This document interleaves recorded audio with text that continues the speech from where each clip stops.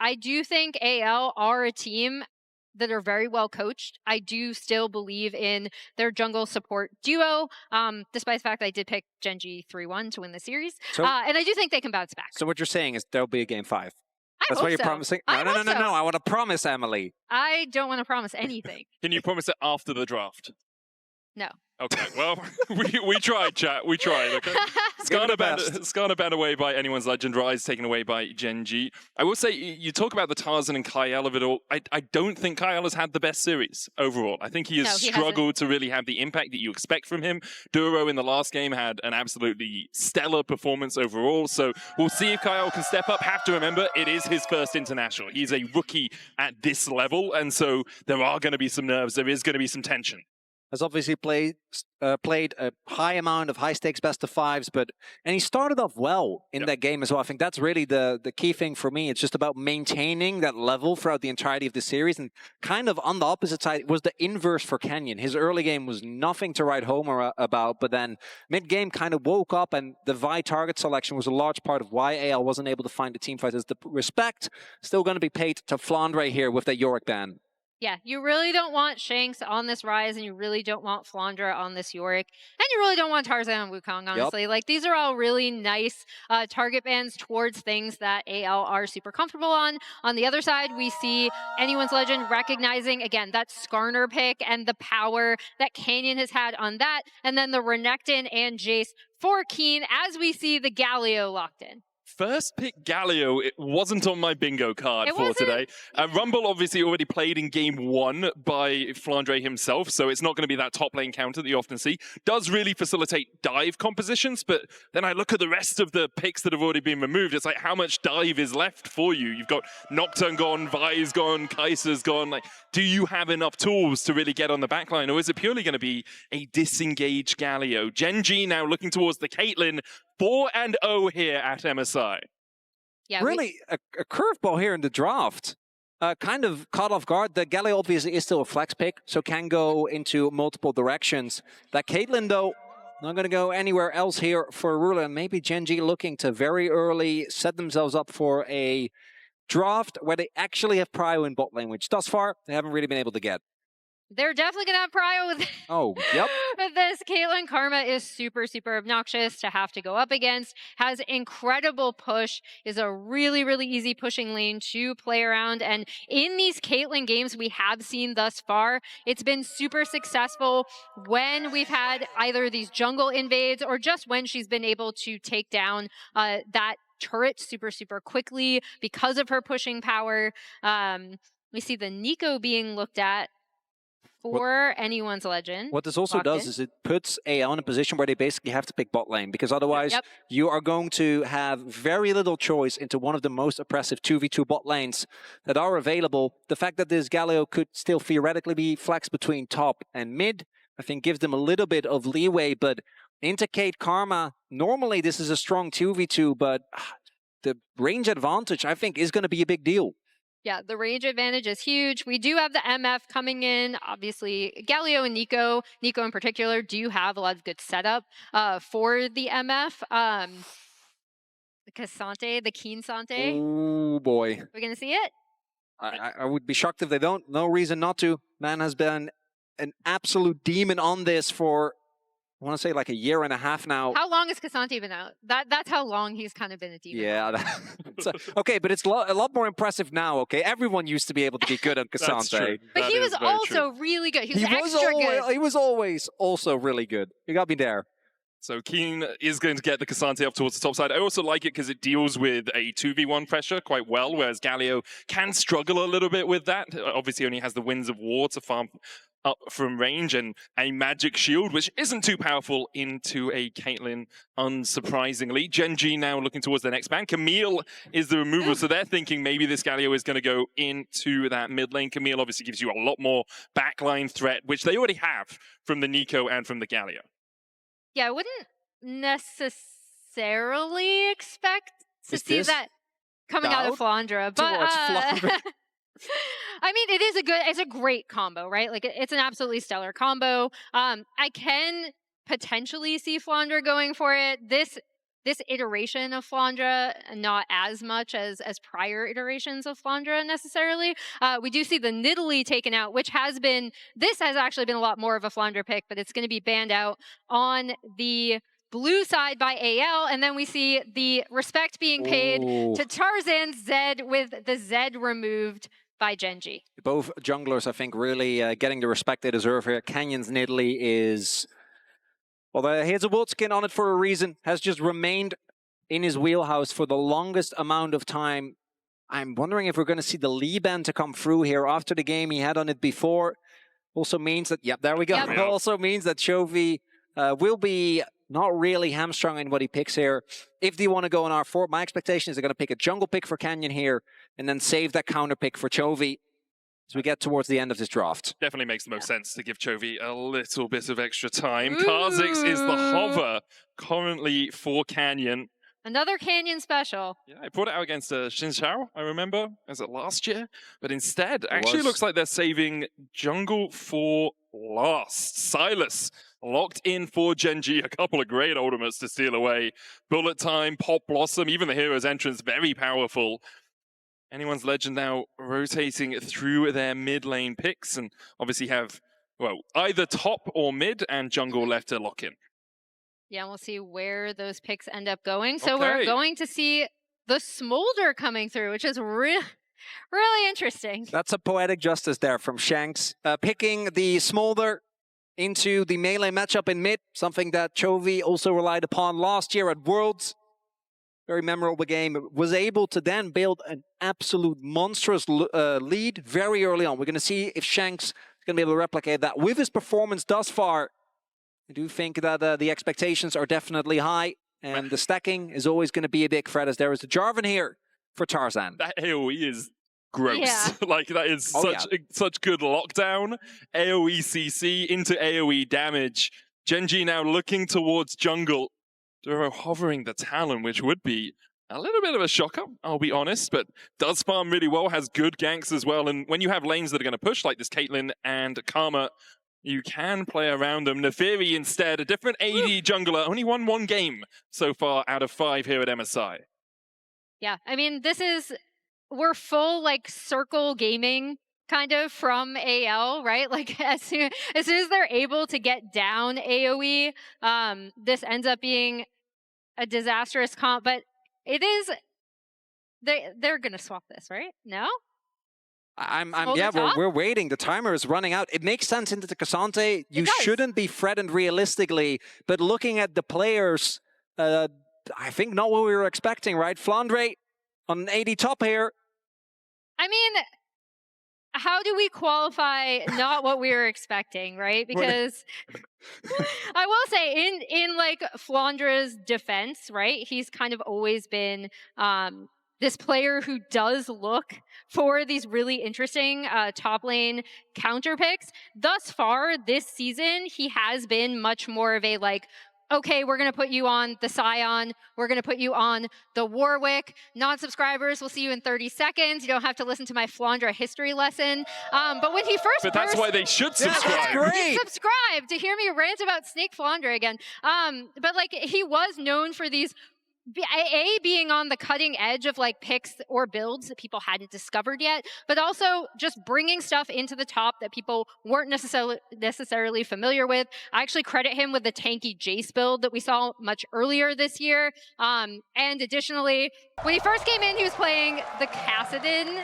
as well in the top lane, which I remember from him when he was on Snake. And now I will shut up about Flandre. No, I want to continue about Flandre. Do you like it now? Right here, right now, in this series, with the performance we've seen thus far? Because that's where I'd be worried. I think that on a Galio, it's so much easier to have a baseline level of efficiency. And even though I can see how this matchup will work, you just get to stack for free. Cassante really shouldn't be able to touch you at all. The execution mid to late game, definitely a lot more finesse. It's going to be really tough. You need to make sure your positioning is absolutely on point. And there's always the risk of getting 2v1'd in a lane swap, right? If your tempo is off, it's hard for Flandre to survive to a Karma and a Caitlyn pushing into him as we get into game 4. Anyone's Legends will defend their own jungle. You saw early wards coming out from Gen.G down towards that bottom side, just trying to gain control. And this ward will be cleared out as Chovy placed it right in front of anyone's legend. I see Canyon up towards his top side. He's going to path down towards bot. He's now tied 8th for the most ever international wins at 94. He's passed Peanut, and he is tied with Ming. Obviously, will overtake Ming if he wins this game, which is very impressive overall from the Gen.G jungler. Yeah, we'll see. I'm super curious to see this from Flandre. Like this is to me in terms of like play style and thought, vintage Flandre, right? And it might not work, but I'm excited and kind of happy to see it, you know? We'll see how well he does in this lane, but like the other thing I do want to point out, so people don't think I'm ragging on him, I think Flandre is actually so smart about the game, right? And so we'll see what he's able to do on the Smolder pick. Emily, I don't think anyone doubts your love for Flandre. I don't think anyone does at this point either. They probably just want me to shut up about it. I do want to... No. Not going to get away with that. I do want to highlight, I think it's testament to AL as a team, right? And Tabe as a coach, that despite the series he's had thus far, he's still getting the counter pick. Yep. He's still getting the opportunity to showcase what he can do, as we see here in the tri-lane view. A lot of early trading. Shanks is level 3 already. Canyon's coming across though after doing 3 camps. Shanks has the Justice Punch, so he can escape Canyon's clutches if he wishes. We'll get the push in and then just get a cheater recall off as Chovy farms underneath his tower. So early push from Hope and Kael as well. They were able to land some damage on Ruler and Juro, which forced them back a little bit. You can see Juro and Kael have both used their heals already down towards that bottom side. No unsealed spellbooks in the game. So we are just going to stick with our normal summoner spells for this matchup. But we do have to keep track of who's who with this Nico. Well, that's true. That is true. But yeah, obviously with Hope having to back, Juro and Ruler taking full control over the push in this lane, this can be such an oppressive lane. If you are ever confused, by the way, because the spectator client says AL Hope, the one that's a little shinier is the Nico. I know that's a little bit hard to see sometimes, but that's the easiest way to see it. You can see the bottom Hope there, just a little bit more glistening than the top Hope, yeah. They do look distinctly different. Yeah. I will still get fooled by it. I'm going to mess it up at 20 least times. once in this game. As right now, early laning phase is not looking too crazy anywhere. The only setup of runes I do want to highlight is that Chovy has gone in a melee versus melee matchup for Grasp. We also have Keen going for Aftershock, which obviously in a matchup where you're just not going to be able to stack Grasp, not going to get a lot of value out of that. So instead just going for the rune where the baseline value, whenever you're Gen.G, still going to be very high. And Flandre has had control over this lane. This is kind of the matchup, right? And one of the reasons why you would end up picking this Smolder into the Cassante. So thus far having Prio in that lane for AL. And just a lot of attention, honestly, being paid to the mid lane. I guess, as expected, both junglers kind of pathing through, checking in on their mids. But this Galio generally having push. I want to highlight, though, Keen, I think, is trading as much as he can. The lane swap has already been executed by Gen.G. So he's going to be able to keep the wave here, ensure that his bot lane can catch it. They are losing a decent amount of minions towards the bot side of the lane here. So Keen is going to first have to base, then TP. So that is a full wave being gone. And it looks like L should also be able to respond. We'll see if Ruler can get the cancel onto Flandre. That would be huge, but doesn't look like it's going to be the case. That's a lot of minions lost down towards that bottom side for Keen and for Gen.G. A 10 CS lead for Flandre up towards that top side. Ruler slightly ahead as well. It's to be expected. Caitlyn Karma does just control the lane really well. The extra range and the poke potential from them means it's going to be hard for Hope and Kael to stay on an even keel in terms of CS numbers at least. It's also Keen after 2 carry performances. Like, okay, stay in the lane a little bit longer, drop that wave. Ruler needs his lane positioned in a spot that works, and it makes sense. You are playing with this comp for this Karma as well as this Caitlyn. Tarzan's on his way toward that lane as well. We also do see that Canyon has first rotation and very early control of this Drake, so Gen.G will be picking that up very, very early on in this game. Start that Drake stacking super early, right off of that lane swap. Tarzan's still here. Snuck behind them. Duro and Ruler, though, should be able to walk away. Good route onto Duro means that Tarzan can just wait out the flag and drag combo. Duro the first to fall. Tarzan looks for a little bit more, but can't quite catch out Ruler. Nice. Tarzan's patience pays off in that top side. trading, knowing who is on the bot side. Gen.G taking down that first Drake again. So again, nice little cross-map play coming out of AL. And there, Duro, good call not using the flash, was definitely dead, but it was the knowledge that you know Tarzan is going to stick around. He's not, doesn't have anything to do on the other end of the map. You just got the dragon, and we can see lack of vision as Tarzan continues to move around. He was the one that picked up that kill. I think that's the only, if it's possible to give it to one of your bot laners, particularly in a tough 2v2 this tough, it would have been good. Ooh, Flandra has to flash away from the Intofos. Yep, and this is a little bit where it could start getting dangerous, right? With with the Cassante, level 6 now, the power that brings to his kit, it will be, you know, Flandra's going to have to watch himself a little bit more now. I wonder if we'll see Tarzan going down towards that bottom side. As we do. Yeah, there he is. He was just finished his clear, has a red buff up in a couple of seconds time, so he's just going to clear out the ward in the Tribush. Grub's up in 30 seconds. Both the top laners, well, only one of the top laners actually with TP, it's Flandra. So if they do want to fight around it, AL will have a slight advantage. Yeah, AL should have a really good setup, right? Like they have good vision, even with this bot lane from Gen.G pushing in. They were actually able to get mid lane prio off of this, and the Galio is headed top side as well. As we do have Keen not having his teleport available. Flandre does have his Smolder this early on, especially with only Swifties. I think most of the value just in the ultimate, so it would not seem super likely that he's going to make his way over unless Gen.G really hard contest. Early objective would be good though, because as noted, Gen.G did pick up a very early Drake, and even a single Grub, I think they'll be happy with him because of the topside prior that they got. I think getting one should be doable. Kyle, who is this hope here, is level 6. So he has the Pop Blossom if he wants to go for the fight. Switches into Tarzan, flag and drag in. There's a Hero's Entrance as well as they look for Ruler. There's the Pop Blossom from Kyle across the wall immediately. Canyon able to dodge away from it with a Hound's Pursuit, though. Ruler forced up towards the top side. One Grub already secured for anyone's Legend. They'll take the second, and they will take the third alongside it. I jokingly called this circle gaming, but that's exactly what you want, right? Like the setup. Chovy going in onto Hope, immediately dashing forward. The Pop Blossom stolen away. Hope has to flash. Kyle will fall for it though. And it feels like a repeat of the play that AL found against Gen.G in game number 1. The initial play looks good. Yes, they are able to deny Gen.G the ability to steal away one of the Grubs. They force summoners out of both Canyon as well as Ruler, and the initial play looks good, but Gen.G find the punish on the exit.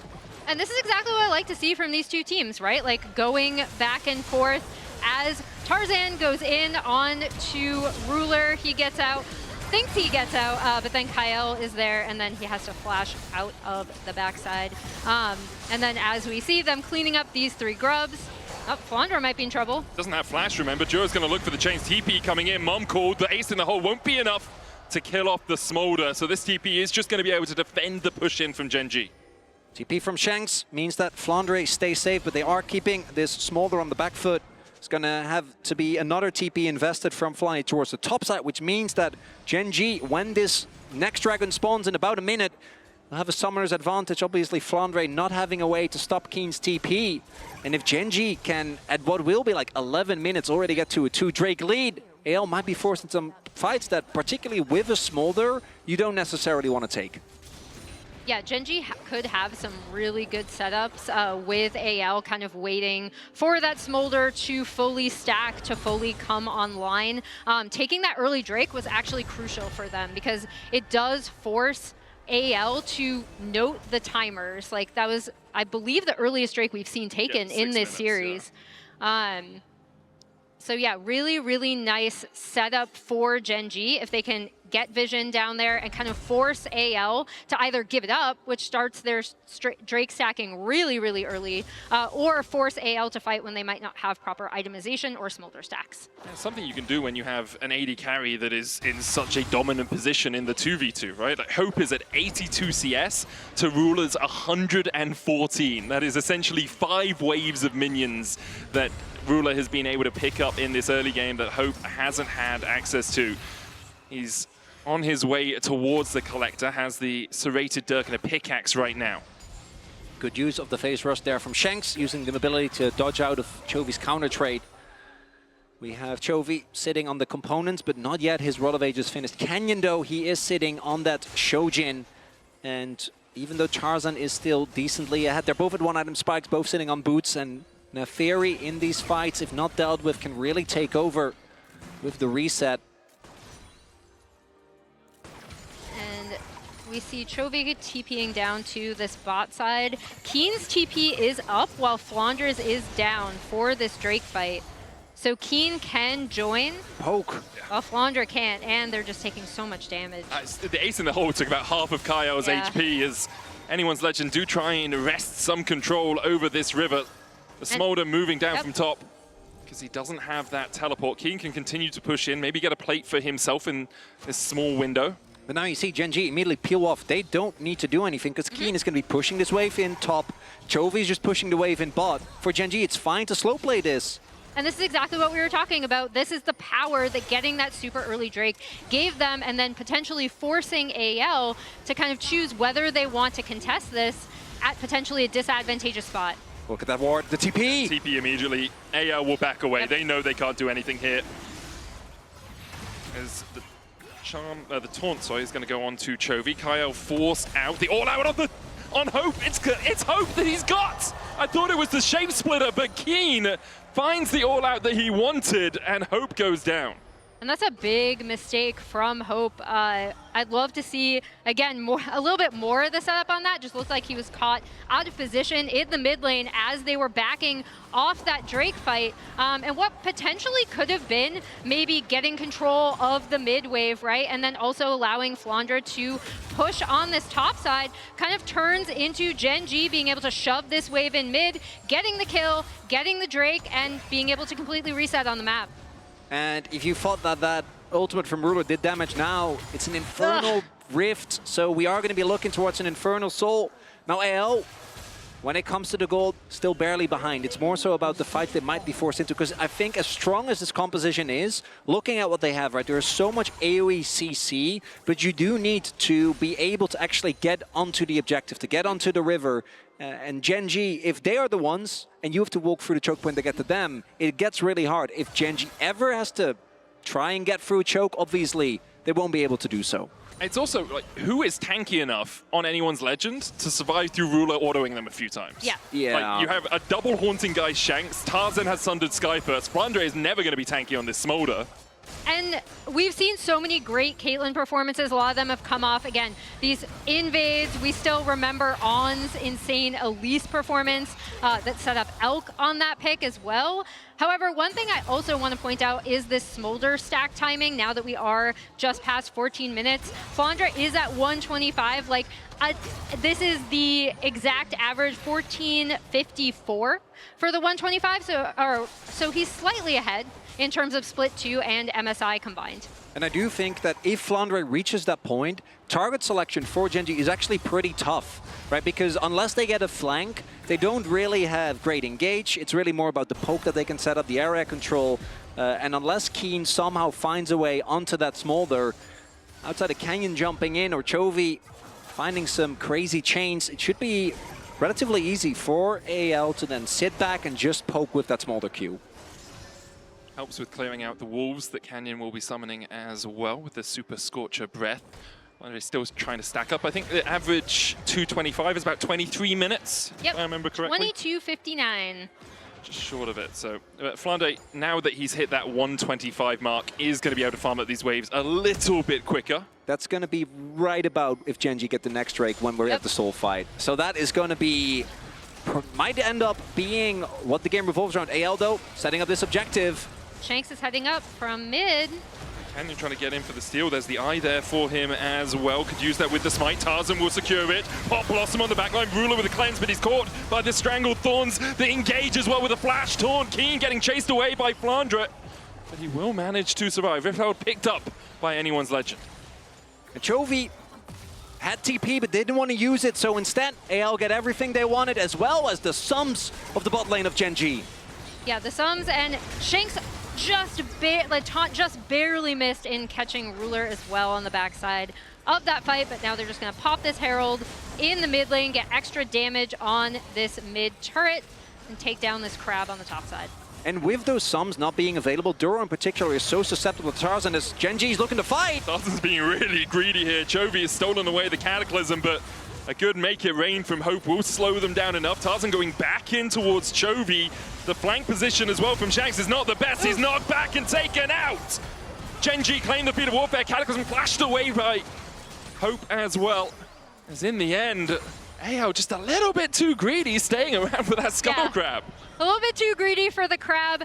Chovy ends up getting that J4 ult too off of Tarzan, which is huge. Hope ends up having to blow his flash, which is going to be big for the next time they have to fight. Again, these little incremental advantages that Gen.G are getting both on the map and in these fights are crucial. Gotta say though, going to the next fight, AL will still be able to contest, and without the summoners on both the bot laners for Gen.G, the value of that Cataclysm becomes so much higher, right? There are, as we've highlighted, so many circles for AL that you gotta deal with. There is both Kyle, Shanks, as well as Tarzan that are going to be looking to get access to that backline, and while the front end of Gen.G can easily deal with it, if Duro ever gets clipped by any of those, he just ends up going down, and you can see Gen.G, they do have prio, as would be expected. They want to get this soul point right here, right now. Chovy with the teleport on the top side, whereas Shanks does not have one. So Gen.G will have a man advantage if this fight begins. The hero's entrance stolen away as well gives some more protection to Ruler and Duro if they're jumped on. Shapesplitter goes forward, spots it out. Looks like Chovy's actually going to be stopped by Shanks. He's TPing behind them right now. Shanks on his way down, has that hero's entrance. The Dragon down to 5,000 HP. Will be spotted. TP coming across, as you say, Chovy spotted. Shanks looking for it. Tarzan goes in. There's a hero's entrance. Cataclysm mob. And that's the wombo combo that anyone's legends were looking for. Keen goes all out, dashes forward onto Hope and will get the kill. He'll fall forward. Good on Topuz with a 3-man knockup, but only Canyon and Chovy stay standing.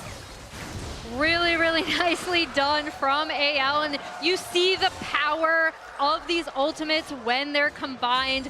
They see Chovy coming in on the flank, and that is the go button, right? As soon as Shanks is able to go in, they end up cleaning up that Drake, and that's huge. They stop this early Drake stacking from Gen.G. It's also, as we kept saying, it's both Ruler and Duro getting caught. They don't have a way out of this. The CC and damage train is beautiful, and despite Keen getting a kill on the back end here, it just doesn't matter because they're two damage, or one of the damages, one of the characters that allows him to just sustain throughout the fight, absorb that damage, isn't there. That's a really big win, allows you to maybe hit that possible smaller break point, and the gold lead now in favor of AL. Yeah, and this is also what we talked about with this AL composition and having these two massive damage dealers, right? And you not only have to worry about getting onto Hope, but you also have to worry about getting onto Flandra, who was actually the person who ended up doing the most damage in that team fight for anyone's legend. You can see what the wombo combo does though. Like 223 damage combined from the Caitlyn, who was 1,000 gold ahead, and the Karma as well.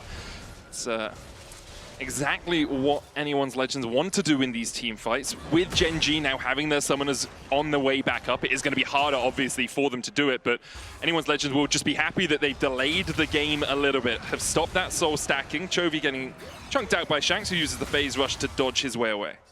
And that delay is huge because, again, it allows Flandra to creep ever closer to this 225 smolder stack point that we're all incredibly familiar with. And it just allows them to kind of reset and not give Gen.G as much control over this map.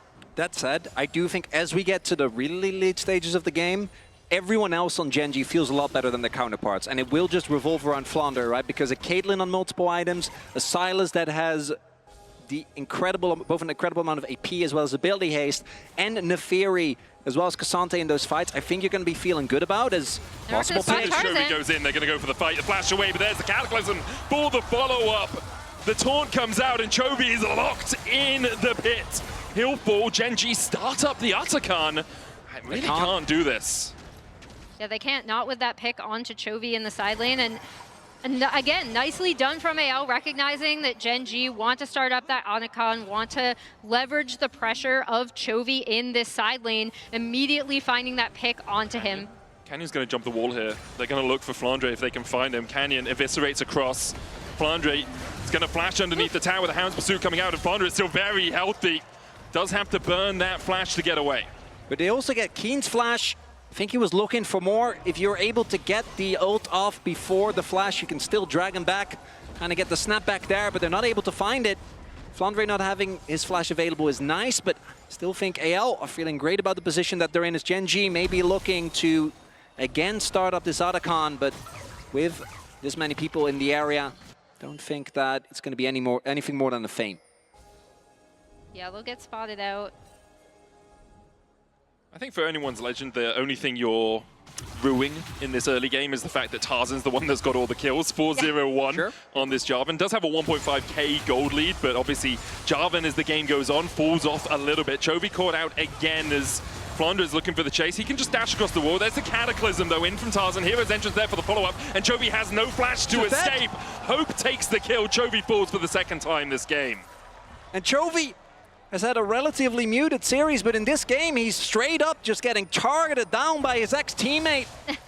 Back-to-back plays now from Tarzan, picking off, and there is no cross-map available for Gen.G on the other end. Small consolation prize. They were actually able to take out that tier 1 in the top side, right? So that will be good for Gen.G. Again, if you get this Caitlyn up against a turret, she's just going to take it down so quickly. Ruler also now with the IE finished. Once that third item comes in, the Caitlyn is only become a bigger problem. They have a good amount of damage here. It looks like AL, people are on the way, but I don't know if they're really in position right now. Not that much damage just yet, but with the TP from Chovy. Yeah, Flandre could TP up towards this, but I really don't think he's going to. He's running down towards bot side. AL yet to contest it. It's down to 8,000. Yeah, I think it's just gone. Good call from Gen.G to sneak this one away. Pings come out from Tarzan as he spots that this is happening, but he can't get in range to get the smite off, and Gen.G pull off a heist. Great recognition of the fact that AL are kind of resetting on this map, right? Really nicely done from Gen.G. That is a big counter punch that, again, is now going to delay the game a little bit in their favor after Chovy gets caught out.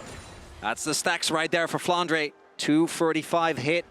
And AL must have thought that Gen.G were going to overload the bottom half of the map to fight for this dragon. Gen.G catching them off guard, but it's AL that have control of the river. Look at Flandre. His damage, I think, going to be pivotal in these fights. Doesn't have flash, though, nor does Keen, nor does Chovy. Everyone else on the map has that summoner available. Keen has snuck into this bush, but AL begin to wrest control back in their favors. Keen knocked into the wall. Ace in the hole is going to hit onto Hope. The taunt going out onto that Cassante. Canyon almost jumped on by Tarzan, but good eviscerate will get him away. Keen has TP, so he can base and get back into the action. As we see, clearing out vision. Oh, there's the TP. Right back in. That's aggressive. And Keen, Pop Blossom onto Ruler. Tarzan there for the follow-up. Cataclysm coming in, the hero's entrance, stolen away by Chovy. Will keep Ruler alive. Keen goes in with the all-out, pulling Tarzan back into the team. Canyon looking for the flank onto Flandre. He'll go in with the Hound's Pursuit, but Keen's already dead. Juro low as well. The hero's entrance countered by Shanks as he dashes forward. Chovy down, Ruler and Juro and Canyon, the only three left alive. And Canyon was waiting, but to what end? AL, they weren't thinking about going back. Flandre not looking to retreat to the safety of his jungle. Instead, they were just playing forward. And even when he did end up going on to Flandre, Shanks is there to help protect him, right? Which is absolutely massive from him, as we see how this fight started with the TP coming in, and Kyle with a Pop Blossom right onto Ruler. And they are able to keep Ruler alive for a decent amount, but it's the decision of Canyon to stay in the brush. I think looking maybe for an angle on Flandre, but Keen, he's not that tanky. So without any threat, the rest of AL just pushes onto the enemy backline.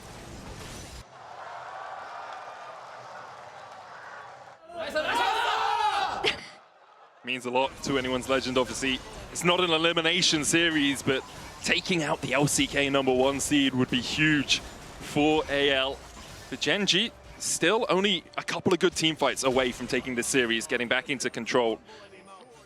What AL are doing really well is stopping Ruler from actually being able to have any impact in the fights. Like, even if he avoids the first engage, there's then Jarvan EQ again. There's Kyle going in with a Pop Blossom. There's a Cataclysm. There's Shanks. There's so many tools for anyone's legend, and there's not enough damage on the rest of Gen.G to really be a threat. And by contrast, I think Shanks on this Galio has done a really good job of helping protect. Again, you saw it in that fight on the back half of it when they tried to get onto Flandre. And that's absolutely massive. Not only having 2 damage dealers that you really have to target, but also the power of Galio to protect him. He's also gone for a very aggressive build, right? Like, it's not the Hollow Radiance that we so often see. It's Leandris, Riftmaker as well, so he is a actual threat to the backline. And Chovy just now hitting the 10 stacks. Riftmaker as well, but he's been unable to have an impact in this game on a pick that normally we see him do a lot. And if there's no mid laner, Canyon isn't in the fight, and Ruler is taken out. As you highlighted, there just isn't enough damage, and the faith in Flandre as well hasn't died this game. Been, I think, having great positioning in the fights as well. Thus far has paid off for AL as Keen. Should be able to get away from this one. Goes all out onto Shanks. He's going to knock back. He's taken out immediately by Flandre. Mum comes in. There's the all-out, in fact, as the Catacomb comes out onto Ruler. Hero's entrance with follow-up. There's Pop Blossom as well, and AL are not done with this fight yet. Canyon trying to escape. Chovy so late on the TP, but Canyon's already down, and there's a Baron available for AL. This Smolder pick from Flandre is absolutely showing up massively. I think I owe him an apology. I think you owe him an apology as well. Yeah, you're in the clear. It's all on me here, Emily, as AL looking to take Baron and bring us to the promised game number... Well, actually, he didn't promise, but game number 5! The game number 5 I wanted, but didn't promise. I think we all wanted it. I mean, these are 2 really good teams. It's been amazing to watch them trade blow for blow, especially in this game. Here, Keen tries to go all out. Shanks, again, this combination of Shanks and Flandre with the rest of AL coming up. Pop Blossom gets right onto Ruler, and once Ruler is out, it takes out so much of their damage. The biggest thing is that it's so obvious that Gen.G wasn't ready for everyone to be there, right? Like the fact that out of nowhere, Kel shows up, gets the CC onto the backline, and Gen.G, we're now gotten to the point where they need a crazy Hail Mary, something insane to happen for them to deny AL the game number 5, 2 Drakes. The third Drake certainly with the Rebel Burn probably still going on for 2 more minutes, going to AL. And that is 3 Infernal Drakes with the possibility of Assault, if the game even lasts that long, because these fights are very one-sided. Over an 8,000 gold lead for anyone's Legend. Almost 300 stacks as well on the Smolder. Obviously 225 is the mark that we always talk about, but the damage increases the more stacks you get on that champion. Tarzan and Hope just stealing away as much of this jungle as possible, and Gen.G have to retreat. Their jungle is not their own anymore. They do have 2 items on Chovy, 3 items on Ruler. Canyon is strong, you know, Black Cleaver, Spear of Sojourn is a lot, but they are just all so far in the hole when you look at their respective counterparts on AL. He's strong, but this Nefiri pick has not been able to have the impact that Gen.G would have wanted. By contrast, Tarzan has absolutely controlled the pace of this game, as we see the siege potential of this team coming out from both Hope and Flandre here. Shanks cleaning up that tier 2 in the mid, and they're just going to kind of go back and forth between these lanes. Anyone's Legends are just walking.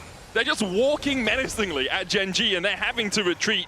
Flandre looking for the inhibitor here down towards the bottom side. Will be able to secure it with the Baron buff up for another wave. AL could go for double inhib off this push. Drake is up now. And AL could even be looking if they get a pick or 2 for the end there with the Baron buff. Still on for a little bit longer. TP comes in. They want to keep this pressure going. Using the Shape Splitter as well to eat those Cupcake. The Yordle Snapchat. Chovy goes in. Pop Blossom is going to land the hero's entrance there for the follow-up, but the bullet time! Hope Untouched just melts through Gen.G. Ruler and Juro, the only 2 left alive here. AL, do they have the waves to push in? I think they do. They're going to try. They have a Grubs, so I think they have it. They have the Grubs, but the backdoor bonus, I think that cannon minion is too far away, so that tower actually gets a bit tankier. There's a wave coming in bot side, and it should be there in time. Still 30 seconds before any reinforcements arrive for Gen.G. Anyone's Legends strike back in game 4 and will take us to Silver Scrapes.